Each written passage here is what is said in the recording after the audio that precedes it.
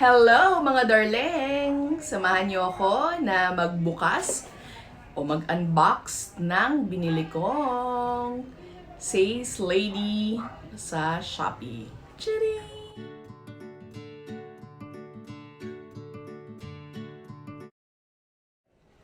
Okay, ngayon ay bubuksan natin itong pinamili ko galing sa Sace Lady sa Shopee. Okay, sa halagang 1,270 ay meron na akong halos full coverage makeup na to.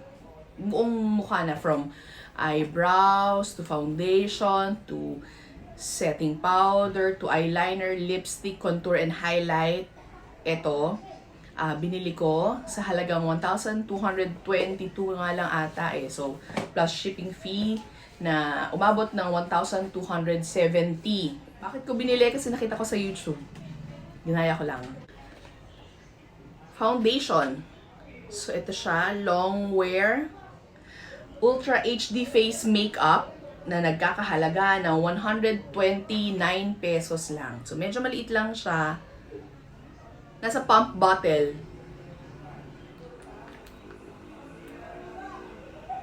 So, ito yung tone na kinuha ko. Mas maputi kaysa sa skin tone ko talaga. Ayan. Kasi mabilis ako mag-oxidize. So, usually yun yung mga kinukuha ko. Tsaka, mabango siya. Parang lotion ng amoy. So, ayan. Tingnan natin ha. Mamaya mag-blend out na yan. So, medyo grayish pa ako. Pero, eto. Parang pink undertone yung nakuha ko eh. Setting makeup loose powder. Ito ay number 02. Ito to, mga nasa 10 grams ang laman niya. Pag binuksan mo, meron siyang mirror. Meron siyang puff. At saka yan. Sunod naman natin ngayon ay eyeshadow palette. Ito, try natin. Ito. This one. Kinulang pa yung daliri ko. Susama natin tong isa dito. So, ito yung mga kulay niya.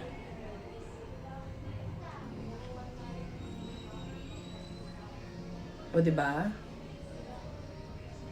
Yun lang, medyo pag light o kasi hindi naman ako maputi kasi kaya diba? So, nakita nyo diba? Itong binili ko na sponge, nasa 69 pesos lang siya. Next natin, contour and highlighter. Dalawa yung kinuha ko, isang 1 and 4. Pang bronze. So, pang contour and bronze, highlighter naman tong. So, 99 pesos ang isa. Pareho silang lasting matte lipstick. Pero, magkaiba lang yung packaging. So, isang number 25 at isang number 2. So, 2 ay Nude na nagkakahalaga ng ganda, no? 76 pesos. Chinchin. Fruity yung amoy niya.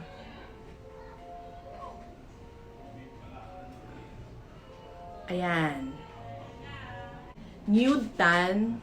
Kasi napakaitim. Ayan, no? Wala akong lipstick. Ang itim-itim nung labi ko. So, gusto ko yung mga gantong kulay para mukhang mabait ako. Next, ang kinuha kong kulay ay coral. So, same content, 2.5 ml. Pareho sila namoy.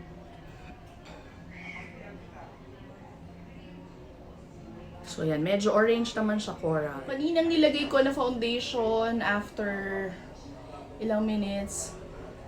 Ayan na siya. Wala na. Nag-oxidize na siya. Eyeliner. And sunod na natin yung mascara. Tapos yung tip niya, ayan, pen tip. Hindi ako masyadong sanay sa ganitong tip eh. Usually, ako parang brush type. So, okay naman. Smooth naman yung ganon ko. Pagkaka-apply, pagkakahagod. Big volume na mascara ni Sace Lady. Ito yung packaging niya. Ito yung lagyan. Yung kanyang spoolie.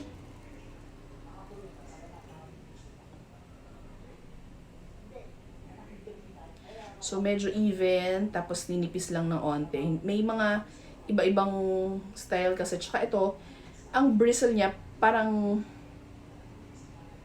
silicone. Silicone yung bristle niya. Hindi yun talagang parang brush tip. Ba't ganun? Parang wala. Okay.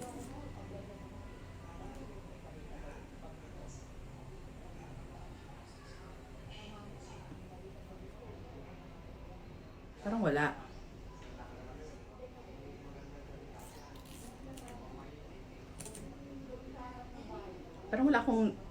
Parang wala na-apply ayun, oo. Diba talagang kiniskus ko na. Syempre, hindi naman sa lashes ko in-apply, sa kamay lang. So, wala naman siyang mga buhok. So, baka hindi pa niya nakukuha yung product since yung tip lang ng mascara wand yung dumidikit dun sa aking likod ng kamay. Wala. Diba? Yung eyeliner, same. And last but not the least, kaya ako talaga bumili itong tinted brow gel na may kasamang ganito brush and spoolie. Pero ito talaga yung motivator ko kung bakit ako bumili ng produkto nila. Itong finger palette. Yun natin.